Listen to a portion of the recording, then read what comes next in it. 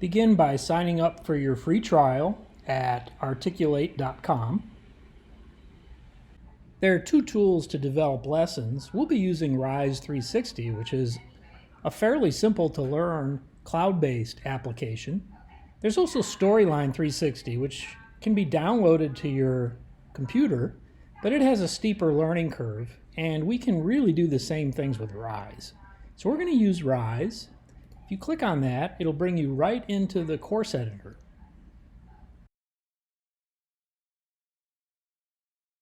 Before we get started, go over to the Articulate 360 menu and choose the content library. So we can have on-screen coaches, and you'll see that there's a variety of them. Now you have to actually pay for your account to get high-resolution versions of these, but let's say we wanted to use Quan. You'll see that there are a variety of low-resolution poses that you can build in to your lesson for an on-screen coach. So I'm going to go ahead and take one of these. Now I'm on a Mac, and you could use Snippet or something of that nature to capture these images. All I'm going to do is drag this over to my desktop, and that'll put that particular pose on my desktop, and I'll be able to integrate this even though it is low resolution. What we'll be doing is going through the process of creating a new course, and you will follow along and create this course along with me with the media that I have provided to you in the assignment. I've given you a lesson plan, and this is a scenario-based lesson plan. So the practice that's embedded into the lesson plan are scenarios, as you'll see.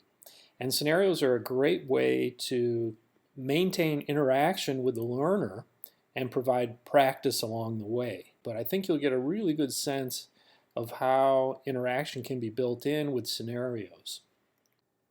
Begin by clicking on Rise, and then you'll see that there is a Getting Started video. Feel free to watch that if you'd like. I'll be going through pretty much the same things, except we'll be building it along the way. There's a sample course, not a particularly good one, but you can take a look at that as well. Up here you'll see My Courses, and when you set up a new course, each course can be broken up into individual lessons. So you can have multiple lessons within a course. So let's go ahead and use my sample lesson plan to develop a new course. So we'll go ahead and click on New, and then you'll see that you have course title. We can replace this text with the title of our course. So I'm going to go ahead and I'm going to copy the title of the course, and I'm going to replace that text. Then it asks for a course description. Again, I'll go back to my lesson plan, and I'll paste in the introduction text. You can think of lessons as divisions of content, and those divisions of content will show up on the left side as a menu bar. So my first division of content, I'd like to introduce the trainer, so I have personalization in my lesson. So I'm going to go down here where it says Add a Lesson Title, and I'm going to put in Meet John, your trainer. If I click in this area, and you do have to click in the area to see this, you'll be able to add content. To add content, click on Edit Content, and you'll see that something called blocks comes up. This is pretty self-explanatory, but you can add any of these as content. So for example, if you just want to add some text, you would click on the text and replace the text that's in this area. If you want to edit the text for design purposes, you have an editing window that comes up, and you also have other choices that you can pick from pre-formatted. If you want to add an image, you click on the image block, and you would be able to set different image configurations. Click on Edit, and you'll be able to replace the image by going out to your hard drive and picking a replacement image. So with that in mind, we'll go ahead and we'll delete by clicking on the trash can to the right, each of these will go to the lesson plan. And as we can see under the information display, we begin with John, the on-screen coach. And let's add the image. Now these are only some of the blocks that can be added. Let's go ahead and click on all blocks. And that'll bring up the complete list. And we'll work off this list as we move forward. When that happens, a variety of content types will pop up. So to introduce John the trainer, I'm going to use image. Now you can scroll through these, click on them, and take a look and see what's in each one. I found that image is really useful because you're able to have pictures and text side by side. So I'm going to go ahead and choose this image and text window. And then I'm going to come back and I'm going to edit this to replace the image and to replace the text. So let me go ahead and click edit.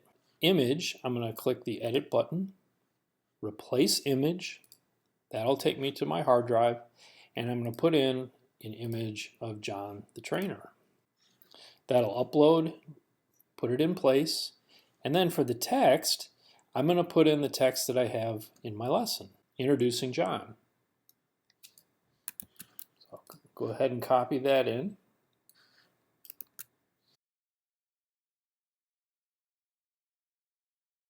So Meet John, your trainer will show up first in the table of contents.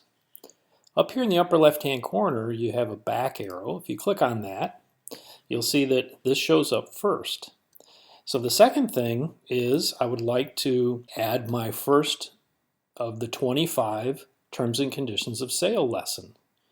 So I'll go back to my lesson plan, and you'll see that after the intro to the training, we have a condition of sale number 1, overruns and underruns. I'm going to go ahead and I'm going to copy that, and I'm going to place that as my lesson title. I'm going to click, and then I'm going to add content. I'm going to add blocks, and under getting started, I'm going to hit the plus sign. Now, if we go back to the lesson, just to get a sense of how this is going to work, each of these conditions of sale has a definition, a practice scenario, and then an application practice. So we'll go ahead and we'll add all that to our lesson for condition of sale number 1. So we'll start with the definition that the on-screen coach is going to be defining for the learner. So I'm going to go ahead and copy that, and I'm going to add that as an image, much like we did a moment ago.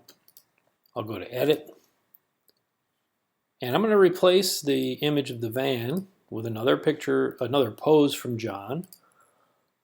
This one will be gesturing, and then I'm going to change the text. I'm going to show you that I can change the text right from this screen if I wanted to. So I'll just go ahead and highlight that. Now at this point, you'll see that John is gesturing the wrong way. We can easily edit that. We'll come down here, we'll go to settings, and you'll see that under settings you can choose the image position. So I'm going to go ahead and change that image position to the right, and that'll flip-flop that, and it'll seem much more logical at this point. Now I'm going to add another block. I'm going to hit plus, and this time I'm going to add a divider. I like the dividers because it breaks up the content into chunks. So I'm going to go ahead and hit the divider, and I'm going to hit continue. And I'm going to come in here to continue, and I'm going to edit it. And I'm going to relabel this as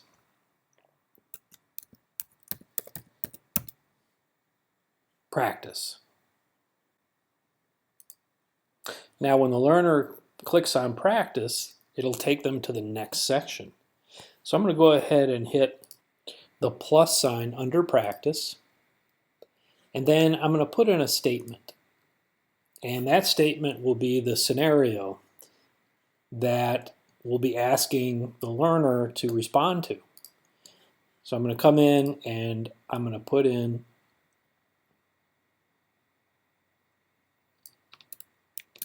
the identification practice question.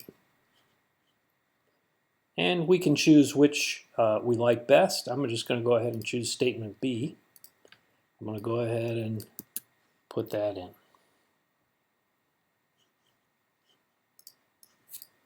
I can remove dialogue, and that'll do. So there is the practice scenario. Now, to respond to this, and here's the question right here. In fact, I'm going to highlight this and hit bold so that nobody misses it. I'm going to go ahead and hit the plus sign again, and this time I'm going to add interactivity. So I'm going to hit the interactive block, and I'm going to use flashcards. So the flashcard grid, you'll see how this works. When I click on the flashcard, it'll flip to the back. So in each of these, I can have a response and feedback. So I'm going to go ahead and I'm going to edit this, and then I'm going to change the text of the front of the card and the back of each card. So I'll come back to my lesson plan, and here I have my front of card answer, which is the first one will be specifications. Go ahead and put that in. And the back of the card answer, which is close. Specifications do refer to the quantity printed and so forth. Go ahead and put that on the back. Now before I do the rest, you'll see how this works. I'll click on specifications, which is the wrong answer, and it'll say close. Specifications do refer to the quantity printed, but that section and so forth. So I'm going to go ahead and I'll put in the other two. Notice that the back of card 2 is an image right now, and what I'm going to do is I'm going to change it from image to text. So now I have my 3 flashcards. The correct one is in the middle, and the lesson plan calls for 4 flashcards. If you go to the lesson plan, you'll see that there's yet a 4th answer. So what I can do is I can go in and edit, add another flashcard, and now we've got all 4 flashcards. Each one functions. You can see if the text is too long, you get these cool scrolling boxes. And now I can preview this. In the upper right hand corner, click preview. And what's really cool is that these lessons are responsive. So you can see what they'll look like on a desktop computer, on a tablet in portrait and landscape mode. I'll just go ahead and try it on a tablet. There's the lesson. I'll hit practice. It'll take me to the practice definition, the question, and then the interactive feedback. Go back to edit mode, and let's go ahead now and add our application practice. Since the way I have my lesson plan set up, I have identification practice and application practice. I'm just going to change this. I'm going to edit this transition, and I'm going to call it identification practice. And then under here, I'm going to add another transition divider. I'm going to edit it. I'm going to call this application practice. I'm going to add the statement. So now I'm going to go ahead and I'm going to copy the application practice questions, put that in. I'm going to bold the question. So I'm going to add my interactivity. I'm going to click on the plus button, go to interactive, and you can explore these different forms of interactivity, but I really like accordion. I'm going to go ahead and add accordion, and I'm going to put in from my lesson plan each of my answers. And here's what the accordion looks like. Now the problem with the accordion is my text answers are too long, and so they disappear, unfortunately. I haven't quite figured out how to fix that, so this might not be the best, but at least you get a chance to see how it works. So we now have the first lesson on overruns and underruns complete. I'm going to hit the arrow in the upper left-hand corner, and I'm going to add my 3rd segment or lesson, and that one will be on quote limitation. So I'll come back, put that in, click, add content. I'm going to go to blocks, and I'll repeat the process. What I'm going to do is add the last component, which would follow all 25 different lessons. I'm going to go back and I'm going to add a quiz. I'll call it, "Are you ready to test your knowledge?" I'm going to add content, and I'm going to choose this time not blocks, but rather quiz. I'm going to go back to my lesson where I have my quiz question written, and you can just replace the text in those. You would want to mark the correct answer, and then you can add your next question. I'm going to go ahead and preview this to see what it looks like. Start quiz. I'm going to choose the incorrect answer. I'm going to submit it, and you'll see that you have feedback and it will take you to the next question. So I wanted to show how we could do an alternative Meet John Your Trainer with audio. Let's just go ahead and go to Edit Content. And let's say we wanted to add another block to this. This time I'm going to add multimedia, and you can see that I can add audio. So if I click on audio, and then I can choose to edit the audio, it'll actually allow me to record in real time the narrative. So I'm going to go ahead and do that. And alternatively, I could upload an MP3, which I could make in Audacity and then bring in. But I'm going to go ahead and start the recording just to see how this works. Hi, I'm John, and I'll be guiding you through this training. I'm going to hit stop recording. And now you'll see that you have a player for audio. Hi, I'm John, and I'll be guiding you through this training. Pretty cool.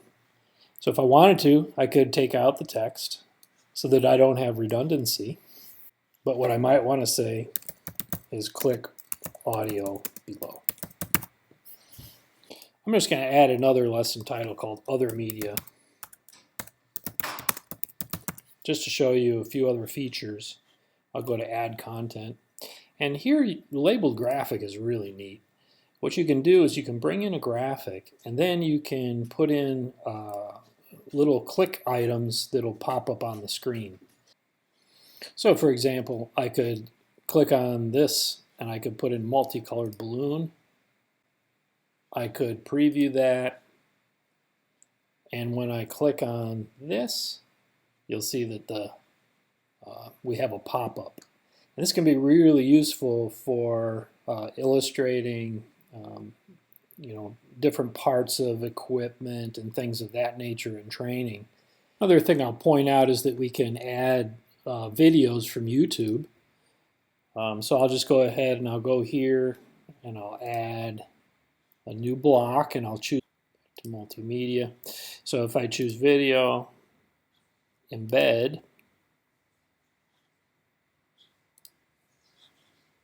and then I choose edit, I'll be able to put in a YouTube video. So I'm going to choose copy video URL. It'll process, and voila, I've got my video incorporated into my training lesson. So let's just do a quick preview of what the lesson will look like to the learner. When they start the course, they'll have a Start Course button, and this will give a quick overview. Go ahead and hit Start Course. You'll see that each of the content segments will show up on a table of contents. This gives the user control. You can actually, in the settings area, which I haven't showed you, you can lock down the order in which your learner goes through the content, forcing them to go through in a particular order. This is leaving open to the learner which condition of sale they want to go to next, which is fine with me for an adult learner of this kind. The content isn't very complicated. At this point, you're going to be exporting this lesson as a SCORM file, and you're going to be importing the entire lesson into Moodle.